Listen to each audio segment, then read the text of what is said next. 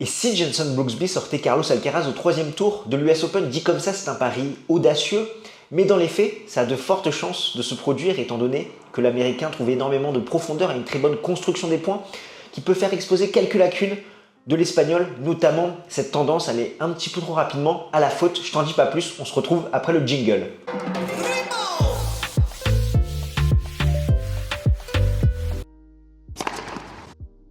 On commence tout de suite avec Carlos Alcaraz. En 2022, c'est 45 victoires, 9 défaites, 4 titres, Miami, Madrid, Rio et Barcelone. Sur dur, 16 victoires, 4 défaites. Pour se hisser au troisième tour, il a profité de l'abandon de Sébastien Baez alors qu'il menait 2-7 à rien, ainsi qu'il avait le break dans le troisième set, l'Espagnol. Et il s'est défait de Federico Coria en 3-7 au deuxième tour. Il a passé en tout 4 heures et 42 minutes sur les cours. Et c'est vrai qu'à l'entame de l'US Open, c'était compliqué. Pour Carlos Alcaraz, sur ses 9 derniers matchs, il est resté sur 4 défaites, dont 2 sur dur contre Cameron Norrie et Tommy Paul en 3-7, où on a l'impression qu'après un premier semestre exceptionnel, 2 titres en Masters 1000, c'est vraiment incroyable, Carlos Alcaraz est à la recherche d'un renouveau, notamment pour passer au-delà de son plafond de verre en Grand Chelem, ses quarts de finale, pour essayer d'aller gratter une demi, une finale, voire un titre. Il a besoin de modifier son jeu, d'adopter une petite transition parce que ses adversaires connaissent Carlos Alcaraz, maintenant ils savent comment il joue, ils connaissent ses lacunes, ils arrivent à les exposer. Et en plus de ça, on peut rajouter la palette tennistique très complète de l'Espagnol, donc c'est une bonne chose pour lui, sachant qu'il peut gagner le point de plusieurs façons. Mais derrière, ça l'empêche un petit peu de produire un tennis efficace, efficient, sachant qu'il s'entête un petit peu dans des schémas trop complexes. Il peut s'entraîner rapidement à la faute au lieu de faire des choses faciles quand des joueurs ont moins d'options à leur arsenal. Des fois, c'est peut-être plus simple pour eux, tout l'inverse de Carlos Alcaraz avec l'amorti, le coup droit, le revers, monter au filet. Ce qui fait que c'est devenu un petit peu compliqué pour lui. Il a tendance à surjouer, à commettre énormément de fautes directes. Et on peut noter également que sur la seconde kické, qui était l'une de ses forces, si ses adversaires arrivent à bien la retourner, à trouver beaucoup de profondeur, de longueur, ça l'empêche de mettre en place son service plus sain, de se procurer une balle courte. Et c'est là justement qu'il va déjouer. Contre Baez, justement, il a fait 47 fautes directes en 2-7 et contre Coria, c'était beaucoup mieux. Il a proposé un bon tennis agressif, 4 rays, 72% de première balle, 67% de réussite derrière, 46 coups gagnants, 27 fautes directes et 78% de réussite au filet. Par rapport à son historique à l'US Open, en 2021, il avait rallié les quarts de finale en sortant notamment Stefanos Tsitsipas en 5-7. De l'autre côté du filet, on retrouve Jenson Brooksby, 21 victoires, 16 défaites en 2022. Il a fait 2 finales à Dallas et Atlanta, perdues respectivement contre Opelka et Dominor à chaque fois en 2-7.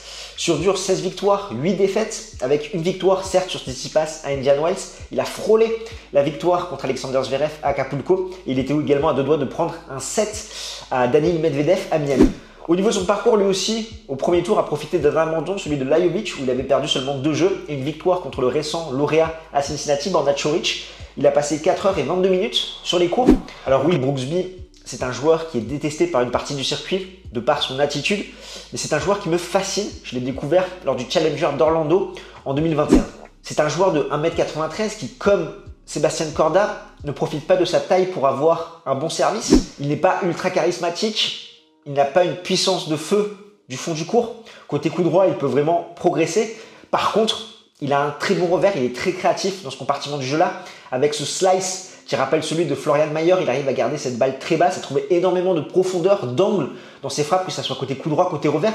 Mais son point fort, c'est son intelligence tennistique, son QI tennis qui rappelle celui d'Andy Murray. Il arrive parfaitement à construire des points. Certes, ses adversaires se frustrent, commettent des fautes, ce qui a été le cas de Borna Coric, mais c'est de par son jeu où vraiment rien n'est laissé au hasard. C'est un petit peu le jeu du chat et de la souris. Il arrive également très bien à relancer. Par rapport à son match contre Borna Coric, comme je te le disais, il a écœuré le Croate, 67 fautes directes. Il a gagné systématiquement les points importants. Certes, le Croate n'a pas eu la qualité de service qu'il a eu lors du tournoi de Cincinnati et il a été un petit peu défaillant côté coup droit. Brooksby en a profité dans la diagonale reverse, qui est le point fort des deux hommes. Brooksby a eu l'avantage aussi parce qu'il arrivait plus rapidement à attaquer longue ligne. Après, on a vu Borna Coric exaspéré, un peu frustré, notamment il s'est plaint auprès de l'arbitre du fait que son adversaire s'encourageait dès qu'il faisait une faute. Donc certes, c'est pas forcément la meilleure des attitudes, mais comme je te le disais, sa force, c'est vraiment la construction des points. Donc rien n'est dû au hasard par rapport à ce qu'a mis en place l'Américain dans l'échange. Et si Coric faisait la faute, c'était dû justement à ce qu'avait fait Brooksby dans l'échange. Et l'Américain, il a été 8e de finaliste en 2021 où il avait d'ailleurs pris le premier set à Novak Djokovic en 8e, 6-1. Derrière, il s'était un petit peu écroulé physiquement. Au fait, si le contenu te plaît, nous c'est Game Stand Talk. On aide les passionnés de tennis comme toi à décrypter l'actualité de la petite balle jaune. Alors si c'est quelque chose qui t'intéresse, n'hésite pas à smatcher le bouton pour t'abonner. On arrive à la partie la plus intéressante, les clés tactiques. Pour rappel, les deux joueurs ne se sont jamais affrontés. 0-0, balle au centre. Qu'est-ce que vont devoir mettre en place chacun des deux joueurs pour faire déjouer l'autre? Alcaraz, forcément des deux joueurs, c'est celui qui va frapper le plus fort côté coup droit, côté revers. Dans ce tournoi, pour le moment, il a une bonne qualité de première balle au service. Par contre, Jenson Brooksby, c'est un joueur qui remet énormément de balles, qui a une très bonne compétence athlétique, qui se bat sur chaque point, qui n'a certes pas énormément de puissance du fond. Par contre, il arrive à trouver énormément de profondeur. Et ça peut gêner Alcaraz qui va devoir limiter son nombre de fautes directes, notamment dans la diagonale revers où Brooksby va essayer de garder cette balle le plus bas possible et d'avoir cette profondeur pour faire déjouer Alcaraz avec son agressivité et l'entraîner à la faute comme l'a fait Borna Coric. Parce que oui, c'est un schéma classique qu'on a pu voir notamment dans ce match contre Sebastian Baez où la balle revient de façon très profonde, très longue. Alcaraz a tendance un petit peu à subir et à aller trop rapidement à la faute. Et c'est vraiment ça que Jenson Brooksby va devoir exploiter, dominer cette diagonale revers. Côté coup droit, ça va être beaucoup plus compliqué. On l'a dit, Coric a été friable avec son coup droit. Ce ne sera pas le cas d'Alcaraz qui arrive à être très puissant dans ce compartiment de jeu-là et qui, justement, avec ça, peut pousser lui aussi son adversaire à la faute. Ça va être vraiment à celui qui va réussir à limiter son nombre de fautes directes. Au service, Jenson Brooksby n'a pas un service puissant, il arrive à placer des bonnes premières et sous pression, il s'est plutôt bien comporté contre Borna Coric. Pareil, côté Alcaraz qui lui, au niveau du placement pour son service, c'est pas encore ça, mais il sert des grosses premières très fortes, très puissantes. À voir ce que ça va donner à la relance, notamment sur les secondes kickées de l'Espagnol. Côté Jenson Brooksby, il arrive vraiment à trouver cette profondeur pour empêcher le service plus sain de l'Espagnol. Je pense que dans ce match, l'Espagnol aura l'avantage physique. On l'a vu, Jenson Brooksby, que c'est peut-être trop dur pour lui, où il peut avoir tendance à craquer. On l'a vu l'an dernier contre Novak Djokovic à l'US Open ou cette année à Acapulco contre Alexander Zverev. Si Alcaraz arrive à se démarquer un petit peu sur le physique, derrière, ça va être très dur pour l'Américain de revenir. Et enfin, j'aimerais insister sur ce qu'on voit depuis le début de l'année concernant Carlos Alcaraz en Grand Chelem. À chaque fois, il a un match très compliqué dans le premier ou deuxième tour. À Roland Garros, c'était contre Albert Ramos, à Wimbledon contre Struff. Derrière, il arrive à corriger le tir à Roland contre Korday Kachanov et à Wim contre Oscar Hauteux normalement.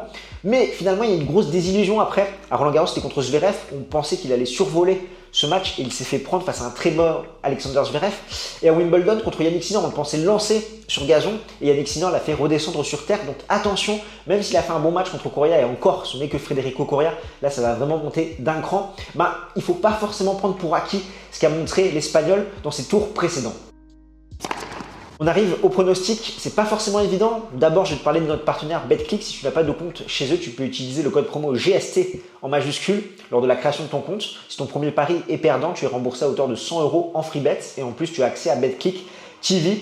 Donc par rapport à tout ce que j'ai dit, je pense vraiment que Jenson Brooksby a les armes pour inquiéter Carlos Alcaraz et pour le battre par rapport à cette profondeur, le forcer vraiment à la faute, le faire surjouer. Après, Alcaraz a cette puissance que n'a pas l'Américain qui peut également faire déjouer son adversaire. C'est pas évident du tout. Je vois vraiment l'Américain créer la surprise et s'imposer en 4-7. Mais après, si j'écoute la raison, je me dis que plus le match va durer, plus l'Espagnol va réussir à prendre l'avantage physique sur son adversaire et il a toutes les cartes en main après pour gagner. Donc je dirais que si je devais faire un pari audacieux, une victoire de Brooksby en 4-7, et si j'écoute plutôt ma raison, ça serait une victoire d'Alcaraz en 5-7. Et toi, qu'est-ce que tu en penses? Je te propose qu'on en débatte ensemble dans les commentaires et nous on se retrouve très rapidement. D'ici là, porte-toi bien. Ciao, ciao tout le monde.